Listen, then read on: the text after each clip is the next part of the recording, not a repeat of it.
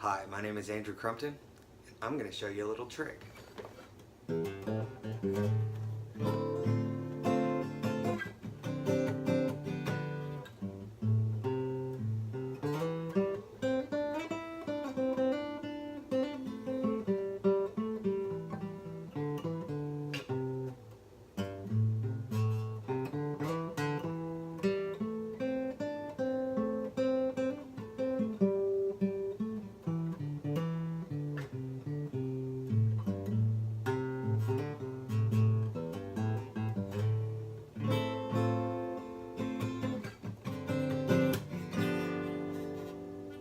Now, what did I just do? Did I do something that only a master guitarist would be able to pull off? Not really. What I just did was I played in the minor pentatonic. Now, when I was learning to play guitar, it seemed like everybody and their mother knew some scale or another, but what they would do is they would show me some simplified early the neck part of, oh hey look, check out the blues scale, and they would do something.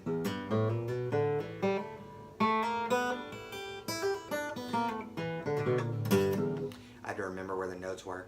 They'll do something like that. But that doesn't tell you how to relate it to the neck. That just tells you a couple of notes that work with it.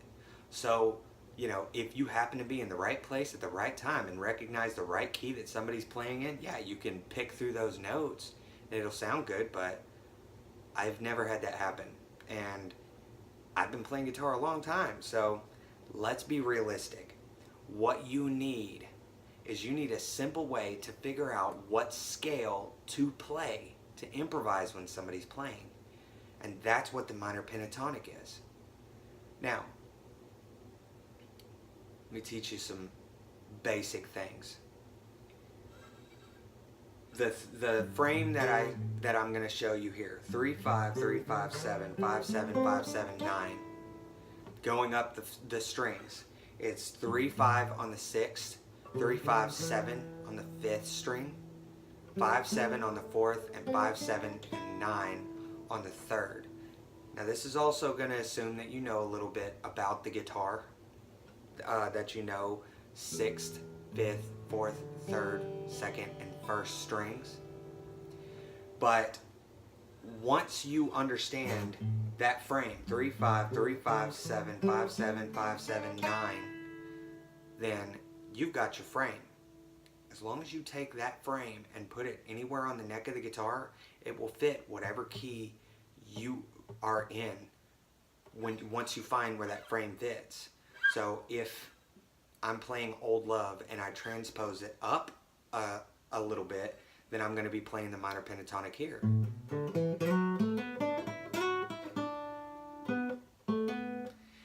If I transpose it even higher, and this is in E,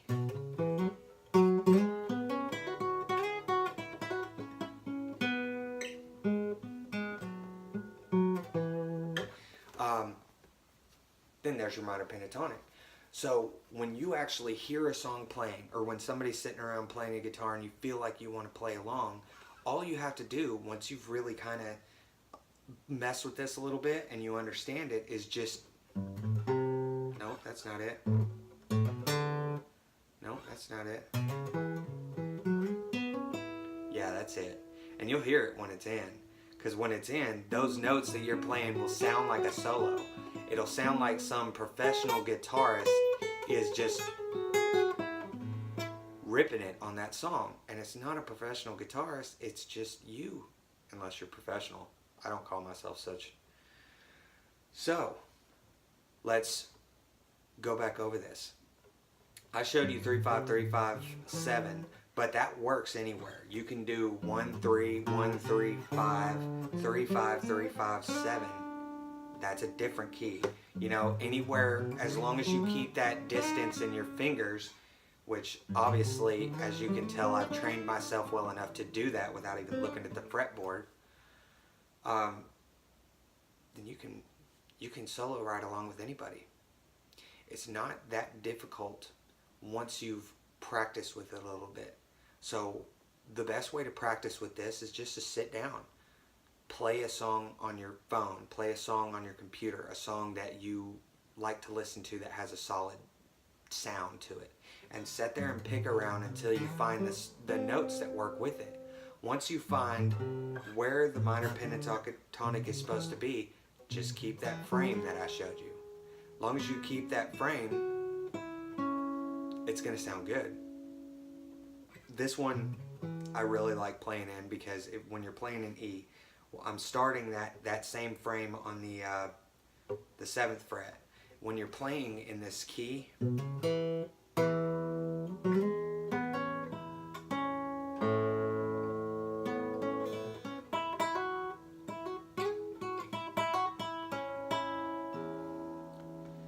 can use the low strings as your bass notes to play in front of, which is always just kind of fun because I don't always have a second guitarist to play something for me to improvise in front of.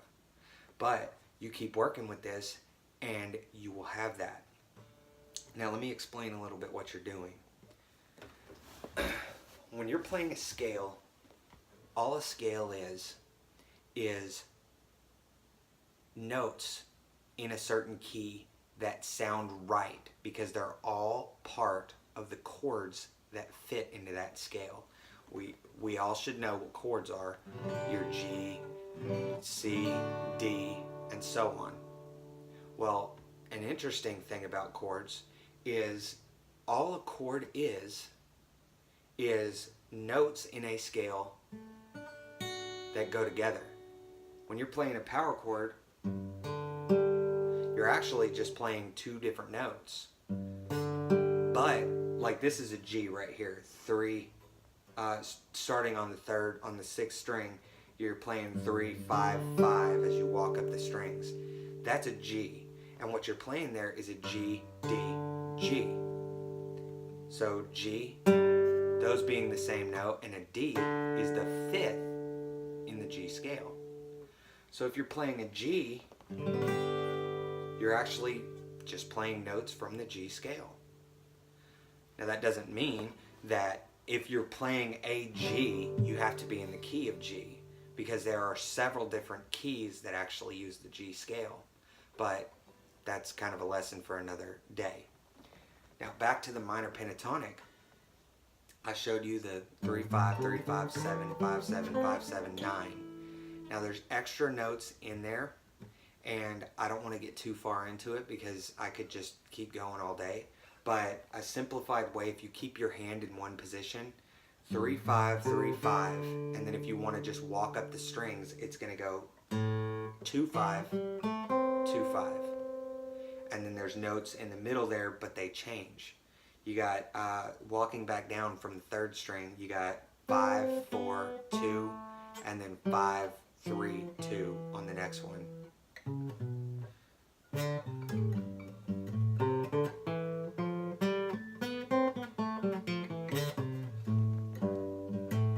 And that is going to give you more flair depending on how you're playing.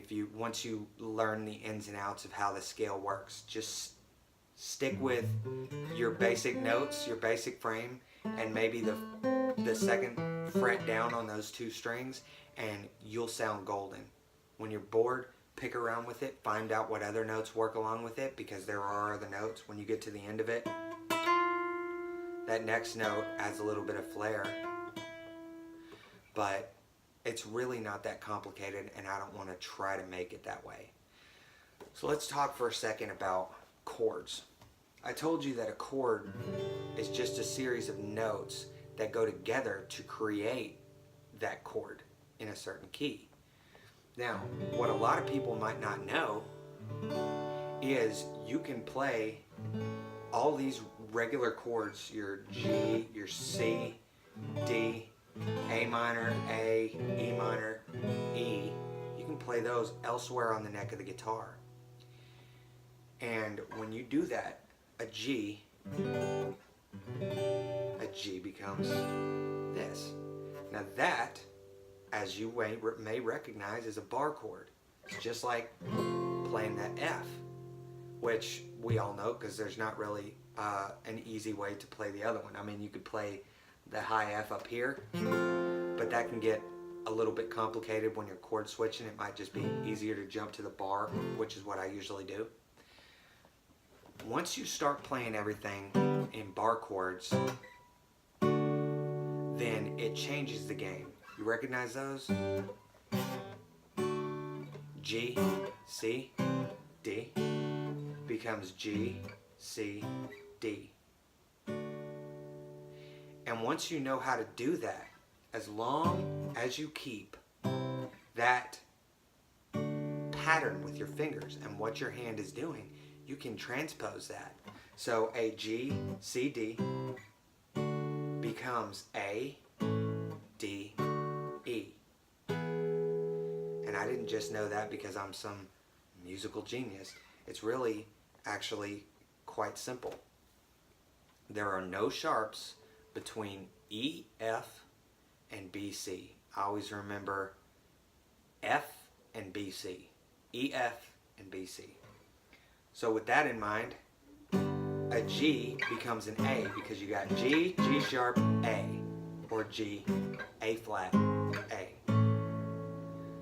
And then if you're playing a C, C sharp, D.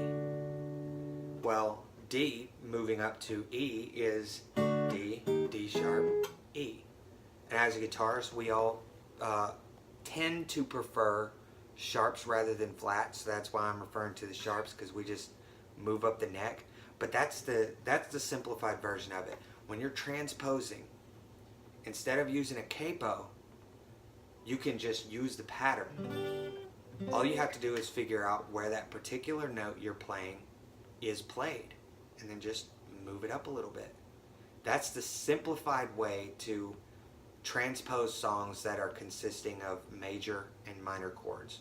When you get into the more intricate chords that are not bar chords, that's when things get a little bit more complicated.